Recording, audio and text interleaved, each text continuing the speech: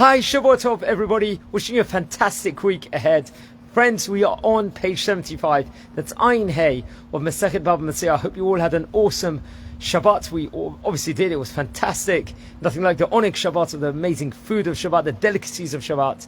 And there's nothing better to do than to share a few words with regards to the Masechet of the Daf Yomi here on this Masechet Shabbat Kodesh, Parshat Kedoshim. And friends, what's going on? There's a lot of wisdom in today's stuff, and Rabbi Dimi is going to give us an extra dose of wisdom over here, extra dose of chachma to sharpen our minds for the week ahead, a fantastic week ahead. So friends, in today's stuff we know that Rabbi Dimi is going to teach that a creditor, say creditors in the street, and a person that owe him money is also in the street, the creditor shouldn't specifically pass by a person that owes him money intentionally if he knows he hasn't got means of paying him back, because think of the embarrassment that it's going to cause to this person that owes him the money and he hasn't got the means to pay back. That's a wisdom that's given over in this stuff. And why is it? Because of the case of embarrassment over here, friends.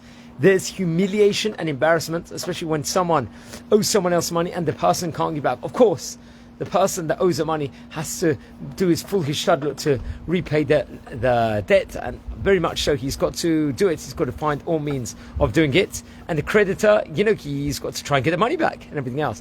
But if it's going to, in a form of embarrassment and humiliation, that's something that must be avoidable, and that's why the person that's owed the money should not dafka go exactly right behind this specific person. We see inside the Torah many cases of where it's better to get embarrassed, not to get embarrassed, to throw yourself in the fiery furnace than to get embarrassed. We know this from the famous story of Yehuda and Tamar, which is featured in the Sefer Bereshit.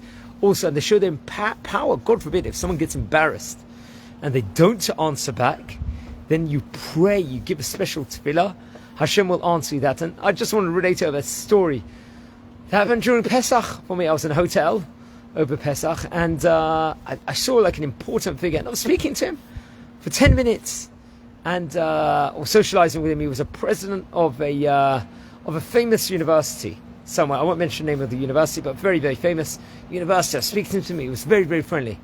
Now I thought, what I'm going to do is the next day I saw him, I had the phone because I spoke to him on Shabbat, so obviously I can't ask him. I wanted to get a picture taken with him, and so it was a dead cert. He would definitely say yes. He was very friendly the day before, so I caught him, and I said, and he was with his family at the time. A lot of people were with him, and there was a lot of people watching. So I had my camera with me. I said, "Would you take a picture with me?" I was so sure he was going to say yes and everything else. It was a dead cert. So I had the camera ready.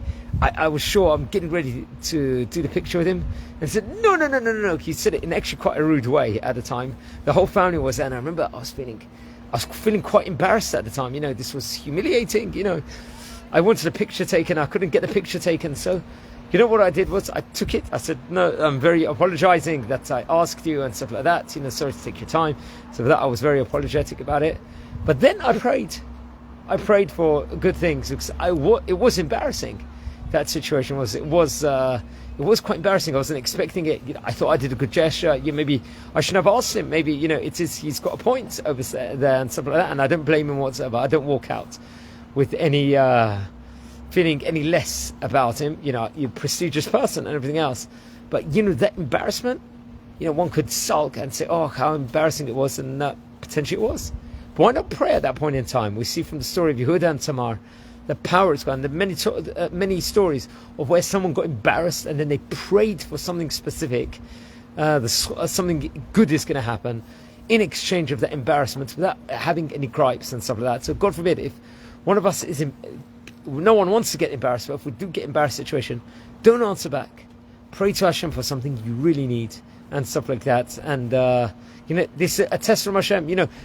One could say this was humiliating, it was embarrassing. But Hashem sent the person to embarrass you. You could have that attitude also. And it's from Hashem, this specific thing. And if we have the attitude over here, then we won't get embarrassed and we're just going to see good things. So wishing you all a fantastic week. Shabbat Tov. Remember, get embarrassed, you pray. Answer for that. One of the things that we're in this world for is to combat any ego that any of us might have. And that's one thing, that sometimes a bit of embarrassment is trufa, is medicine we unfortunately need in many cases. So wishing you all a Shavua Tov, brachot from Israel, good things, make the most of this week, and take care.